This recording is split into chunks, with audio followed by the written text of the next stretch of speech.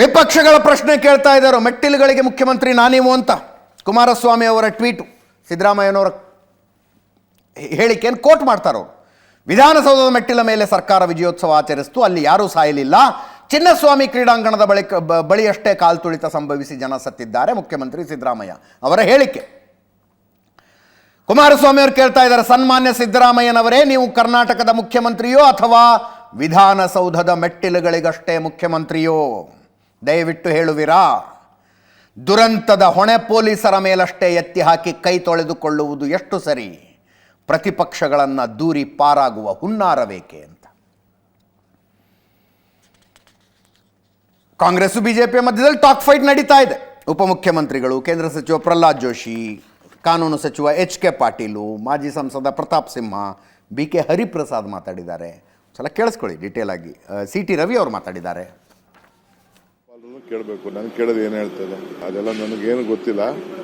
ಎಲ್ಲಕ್ಕೆ ಇದನ್ನ ಕುರ್ನಾ ಅವರ ಆಯೋಗ ಎನ್ಕ್ವೈರಿ ಮಾಡ್ತಾ ಇದೆ. ನನ್ನ ಮಾತುಗಳಿಂದ ಯಾವುದು ಇನ್ಫ್ಲೂಯೆನ್ಸ್ ಆಗಬಾರ್ದು. ನಿಮ್ಮವರೊಬ್ಬರು ಅಧಿಕಾರಿ ಇದ್ರಲ್ಲ, ನಿಂಬಾಳ್ಕರ್ ಅಂತ ಹೇಳಿ, ನಿಮ್ಮ ಕಾರ್ಯಕರ್ತರು ADGP ಅವ್ರೇನ್ ಮಾಡ್ತಾ ಇದ್ರು ಅಂದ್ರೆ, ತಮಗೆ ಬೇಕಾದ ಅಧಿಕಾರಿಗಳಿಗೆ ಬೆಣ್ಣೆ, ಬೇರೆದವರಿಗೆ ಸುಣ್ಣ.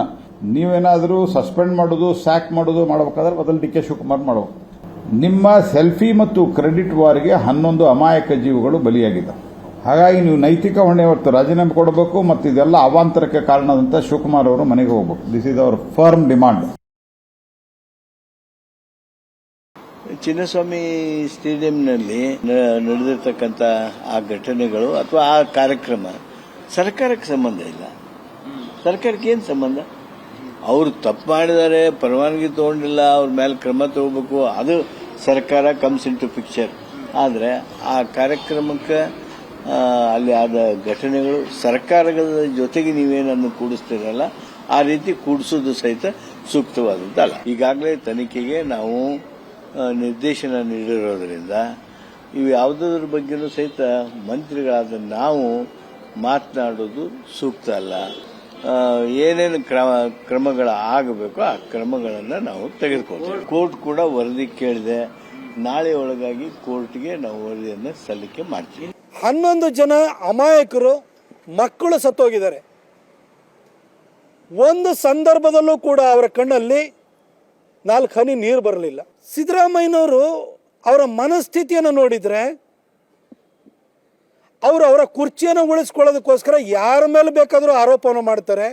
ಪಾಪ ಕೆಲವರೆಲ್ಲ ರಾಯಚೂರಿಂದ ಎಲ್ಲ ಬಂದಿರ್ತಂತ ಬಡವರು.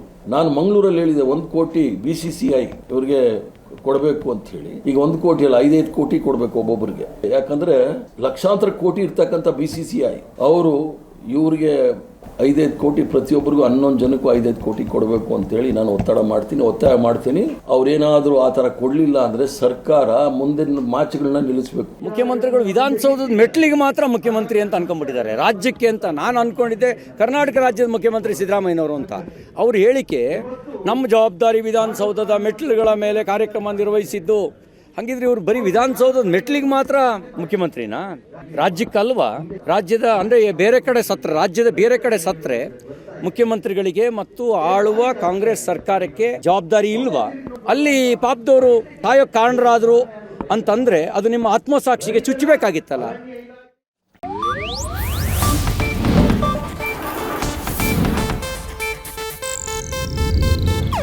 ಇದು ಏಷ್ಯಾನೆಟ್ ನ್ಯೂಸ್ ನೆಟ್ವರ್ಕ್ ಪ್ರಸ್ತುತಿ.